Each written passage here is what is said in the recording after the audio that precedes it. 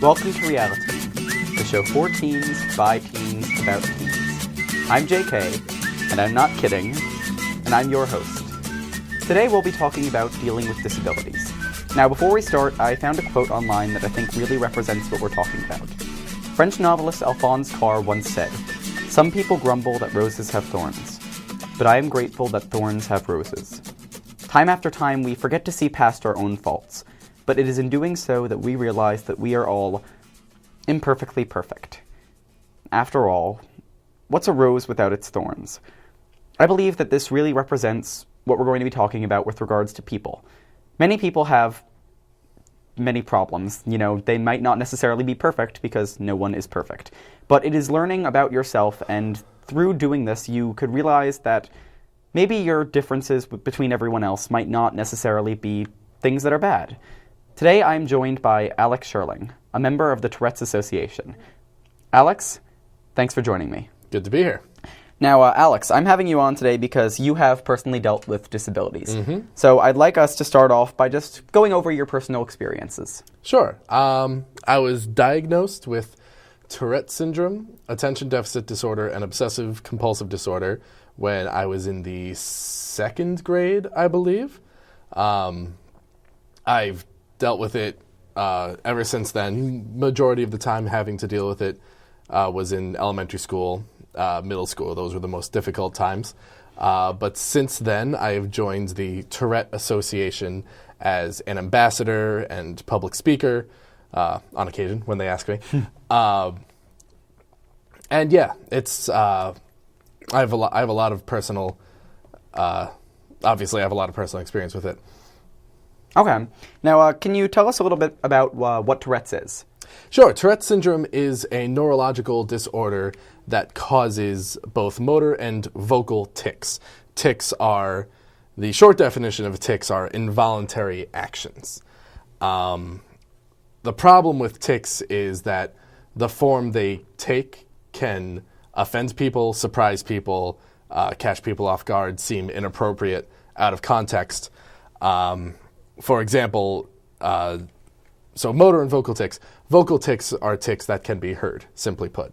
So if you have Tourette syndrome and you're in a movie theater, for example, and you have vocal tics and you just start either saying gibberish or making noises with your mouth like that, which is most of my tics, it can be distracting to the people around you. And it's difficult because it's involuntary, you can't help it, but you know, it is a distracting thing. So this is why it can be difficult to live with Tourette syndrome, because even though technically it's not your fault to bother people around you, you still don't want to bother people around you. So one of the side effects is that you start secluding yourself for reasons like that. Okay. Now, since you grew up with Tourette's, I'm sure anyone could look at you now, they wouldn't be able to tell that you were any different than anyone else. Can you tell us about how you, your parents, your friends, how you dealt with your disability? Right. So, when I was in, I would say 6th grade, that's when I had the most trouble with attention deficit disorder. I was brought into special classrooms because I just wasn't able to work on homework and classwork for no reason other than that I didn't want to, which from like a parent or a teacher's perspective, it made me look like a lazy student or a distracted student. So it and I felt bad because I couldn't explain it either. I didn't understand why I wasn't able to do these things. But as much as my parents would try to push me and do these things, I couldn't. It never worked out. My brain wouldn't allow me to process doing these very basic functions. So when I was diagnosed, we had an answer, figured that out. So I started, learning how to deal with it, which started with seeing a therapist, which was a great thing for me.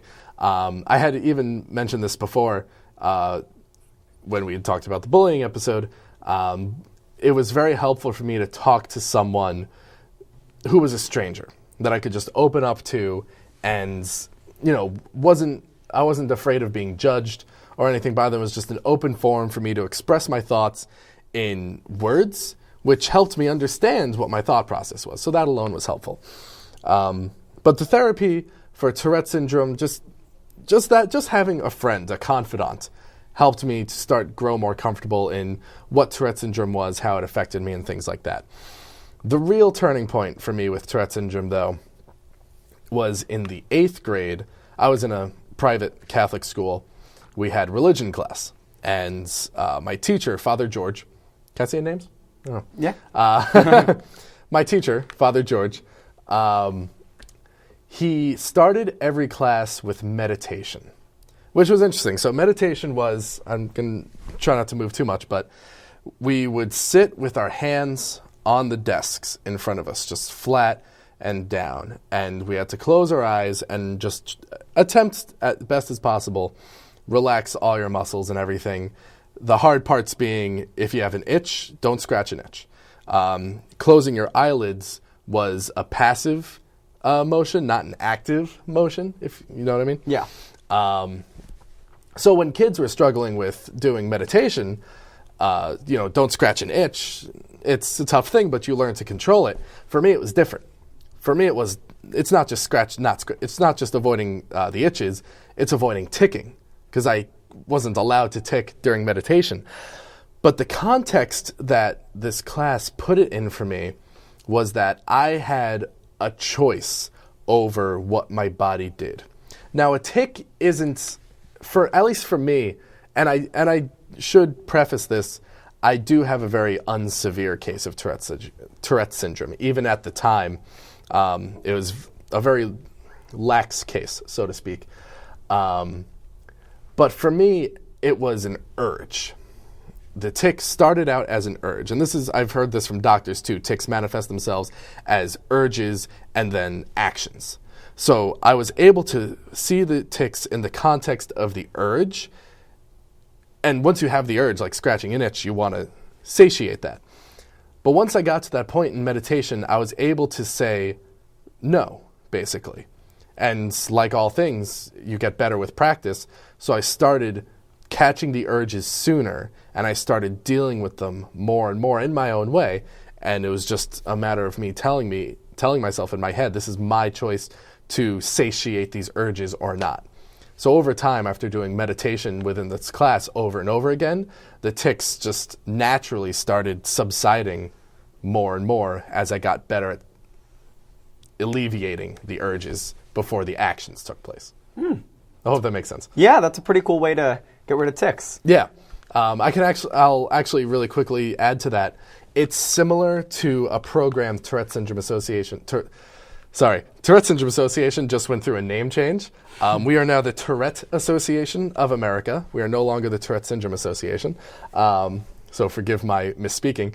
But the Tourette Association advocates a method for dealing with tics called CBIT, which, if I'm going to get this right, I know you wrote this down. I got it. Okay. It's a comprehensive behavioral intervention for tics. There you go. Comprehensive behavioral intervention for tics. It's actually really cool. It has nothing to do with taking medicine or any external forces. It's in layman's terms, you're replacing tics with different tics. For example, if you have the tic or the urge to make a really loud sound, which is a thing that can happen, you can replace that tic using CBIT with a cough. So if you have to go, ha, or something like that, that can be a tic. You can replace it when you feel the urge by going, and that might satiate the urge. So in basic terms, that's how CBIT works from a very unprofessional point of view. Yeah. CBIT functions like that, and that's how it worked for me. I just replaced it with this ability to choose not to tic and take choice back into my own body. Cool. Well, it's good that it worked out for you, and it did work out for me, and I works hope out for a bunch of other people too. Yeah, it has. CBIT is our favorite method for treating tics right now. We've seen a lot of success with it, so I'm happy to share that story and tell more people about that. And this applies to any tic disorders. Tics manifest themselves in autism, Asperger's, Tourette syndrome, and all these things. So CBIT, I believe, is applicable to all those things. That's great. All right, now I feel like one of the most important things when you're learning to deal with a disability is learning to understand yourself, learning to understand what you're dealing with. So how did you first understand what you were going through as a kid? It was difficult because my earliest memories have me thinking that they were just habits. Like, there was just things that I got used to doing and I couldn't help doing for some reason. Like, I have to touch this elbow and I have to touch this elbow. I just thought it was a habit, and it was something that, just deal with it, stop doing it, you shouldn't do these things. No, as went to a doctor who was diagnosed with Tourette syndrome, I actually have trouble avoiding these things. A sincere reason, which was good. It made me feel better about myself, because at the time it was, what's wrong with me? Why can't I be a good person? Basically, like, that's the thought process that goes through your head when you're younger and you're doing something your mom tells you not to do. Like, the popular Tourette syndrome is cursing. I'm not sure. Have you heard that before? Yeah. Like, people call Tourette syndrome the cursing disease, which is an utter misnomer. Which is not to say cursing can't be a potential tic. It's just that cursing is a way that tics can manifest themselves, if that makes sense. So yeah, what was the question? I was asking you how you learned to understand what you were dealing with. Learned to understand what I was dealing with. Yeah, and it was just a long process that was helpful with doctors, and then realizing that what I was doing isn't my own fault, which helped me just calm my own mind and my own emotions. But the next important step, which is actually a really big point in my mind, is understanding that Tourette syndrome wasn't an excuse either. Because that's the dangerous next level I've seen, not just people with Tourette's, but other people take. If they have a disability, it can get to a point where I'm doing these things, I can't help them, oh well. Now, the world just has to deal with me as the way I am. And that never happened in my head. In my head, I always needed to know that my actions I was still responsible for my own actions. Whether they were from a mental disability or physical disability or not, I was still responsible for my own actions. And I think that's one of the main reasons why the meditation was so helpful for me, because it put into a context that, yes, I have an urge to tic, but it's still my choice whether to satiate that tic. Like, it's your choice whether to scratch an itch. And it's hard not to scratch an itch, but you can do it. And that's the message that I like getting across to people with Tourette syndrome or anyone struggling with any sort of disability like that. You know, it's difficult not to scratch the itch, but you can do it. Yeah. And it doesn't feel like that sometimes, but I'm proof that it is at least possible. Yeah. Now, the next thing that I want us to go over is people with disabilities being bullied. Mm-hmm. Now, I saw some pretty scathing statistics online. Approximately 4 times more likely are you to get bullied if you are dealing with a physical disability. Mm-hmm. So do you want to elaborate on that? Well, sadly, it makes sense. If you have a disability, I assume that means you stand out. Whether that's a good or bad thing, that's not the relevant question. The point is, if people see you as something different from their peers, you will stand out, and unfortunately, people or kids at a certain point in their life feel like different is bad, I guess, for some reason. I don't know why we think that way ever.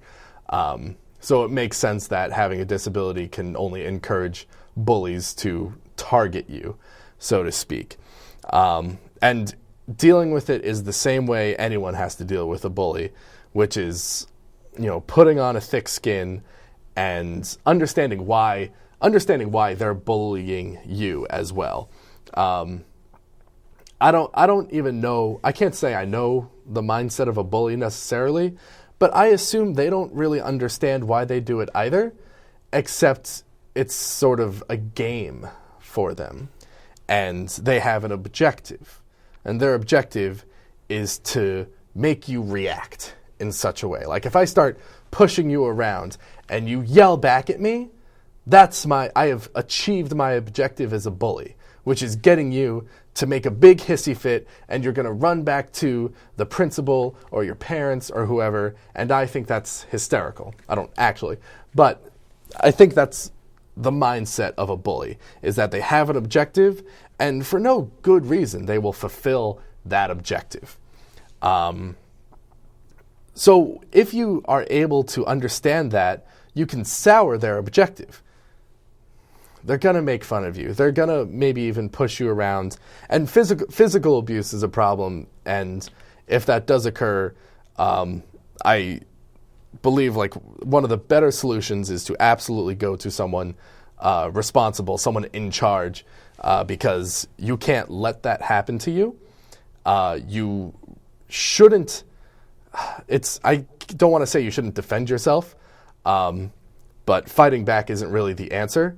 If you can avoid fighting at all, that's always the answer, and that's actually a lesson I learned taking martial arts and self-defense classes. The best thing that you can learn in a fighting class is how to avoid the fight in the first place, because those are the fights that you win, is the fights you can avoid. But yeah, if there's physical abuse, find someone responsible, let them know what's going on, and if they're not helpful, it doesn't, just keep going. Just keep doing it. If they keep telling you, if they keep pushing you back, you keep going to them. Eventually if you come back with proof, like a bruise or something, if that's what it takes for them to actually do something about it, they should do something about it, assuming they're doing their job well. As far as dealing with verbal abuse, I mean, they say actions, or what is it, sticks and stones may break my bones, but words will never hurt me. Yeah, just like, say whatever you want, make fun of me all you want. Yeah, I don't want to hear these things. I have Tourette syndrome. I have glasses. I have a lazy eye. Or whatever your problem is. I guess understand it. Know that the bullies are just going to come at you, looking for that emotional reaction, and don't satiate them. Don't give it to them. Well said. Now, lastly, I think that we should learn to talk about how people without disabilities could learn to accept people with disabilities. Now, I think as a person who has suffered through disability, is there any connection that you've had or any empathy that you felt towards other people with other disabilities or with disabilities similar to yours? You know what? I'm going to say you said it better than anything I can say. Or maybe not you, your quote. What is a rose without its thorns? It's sappy. It's a flower joke. But the message there is that, yes, people with disabilities stand out, but everyone is unique. This person with I have Tourette syndrome. That makes me unique in a way, but I'm unique from you, obviously.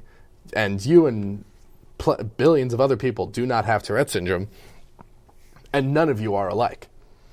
So that lesson alone is understanding that people don't need to conform to a standard, because there isn't a standard. Everyone is unique. So it's really, my point is, it's silly to think that people with disabilities should be, treated differently, I guess. They're perfectly functioning human beings. I actually just watched on a video a bass player with Asperger's, and he just gave he did a speech in a conference about how he perceives the music he plays, and how he feels like, his disability, with whatever handicaps it has, people with autism, there's this idea that they generally perceive the world differently, especially things like music, where they can see it in shapes or colors or even numbers to an extent. They hear it, and they hear the numbers, so to speak. And this person, and he seems perfectly normal. If he didn't say he had Asperger's, I would have never known it. But he said he would see a C major chord in a particular shape. And looking at the shape, it's actually he's playing the bass guitar. It's actually the shape of him playing the notes on the fretboard. So when he knows what he has to play, he sees the shape, and it manifests itself right into his hands through the music. This is something that artists strive for all the time. You're an artist. Yeah. You're an actor. You do your thing. Acting is actually kind of the coolest thing because here's my idea. Here's my philosophy on acting and Tourette syndrome. When you have an actor with Tourette syndrome, you always will know when they're not in the zone. When I say in the zone, you know what I mean as an actor? Oh, yeah. You're just like, you're not in your head at all. You're not worried about, oh, is this action correct? Is my hands turned the right way? You're just, every decision you make is natural. You're like in the zone, and this is like the runner's high and divine inspiration, whatever you want to call it. There's this really focused idea that artists strive to get into. People with Tourette syndrome are cool because if they're creating art and they're in the zone, they don't tick. This is true, and it's really kind of eerie to an extent. But I remember there's this drummer who has Tourette syndrome, and I saw him. He had a really bad case of Tourette syndrome many years ago, and he was just moving his head constantly and his hands, and like I believe he had neck issues because he's constantly like pulling at the muscles in his neck. And he did a performance at a conference in Washington, I believe it was, and he's walking up to his drum kit and he's ticking all the way, and then he sits down and he starts playing, and like flipping a switch, the ticks stopped. It's incredible. It's really incredible to see, because as soon as he stops playing, he starts ticking again. It's amazing. It's the same thing with actors. You can tell if they're being a really good, authentic, in-the-zone actor if they're not ticking. So actors with Tourette syndrome can't get away with it. They can't cheat as actors. But then you know when they're not ticking, then you know they're getting a really good performance out of them in whatever they're doing. Okay. Now, we've got a few minutes left. I think that one last question that I need to ask you is, what is the best thing that people without disabilities can do to either learn to support or learn to accept people who might not be as fortunate as them? It's so hard because I think you just learn how to embrace what you have. Like I said, people with autism, people with Tourette syndrome, or anywhere on this, scale, whatever spectrum, whatever you want to call it, they perceive the world differently. That actually helps them. That's not a disability. That's like cheating, basically. They have this ability to see music in such a way that lets them shortcut their ability to either perform it faster or learn it faster. It's like if there were a miracle drug to learn how to play the piano in a week, which is impossible. But you have that aptitude for it when you're on this spectrum, I guess. I don't really know what the science is behind it, but there's plenty of studies that show extremely high correlations between artistic talent and, these mental disabilities. So if you don't have, and normal people, let's call them, they have their own struggles. It's like you don't have a mental or physical disability, but you have your own problems that you have to deal with, and you learn how to deal with them. Tourette syndrome and autism, they aren't necessarily gifts, but you learn how to deal with the bad things and embrace the good things. And that's a philosophy that anyone really should be able to take into their own lives. So I guess the thing that people without a disability should do is not see people with disabilities or any disorder or anything as different. Because they're not different. They just have a different problem than yours. We all have problems, and we all have beautiful things about ourselves. And if we learn to embrace those things, man, that'd be fun, basically. So everyone's different, but at the same time, everyone's the same? That's corny, but yeah, everyone's unique, and the beautiful part is understanding what makes a person unique. That's my thought. So everyone is different, and everyone has their own unique qualities, but we should just learn to accept everyone despite everything that makes us different. We should embrace the unique qualities even more. I have Tourette's syndrome, but Tourette's doesn't have me. I like that one. Yeah, Now, we've used it before. It's a good slogan. We've got about 2 minutes left. 2 minutes. So I'd just like you to, wrap us up. 26. Tell us, how to deal with everything you've just said. Just wrap it up. Just to wrap up, a little bow on it. you know what? Don't worry so much, I guess, about what other people think of you. That's the other thing. Don't treat other people badly. If you treat other people badly, just stop it. But I guess if you're treating other people badly, you're probably not watching the show, unfortunately. But there's no reason to treat other people badly. There's no reason to worry about what other people think of you. It's a very natural thing. Everyone does it. I'm pretty sure everyone does it. I'd be surprised if people didn't. But there's so many much more interesting things to think about than, how do I look today? Or, is my hair perfect? I mean, grooming may not be my biggest worry in life, but you know what?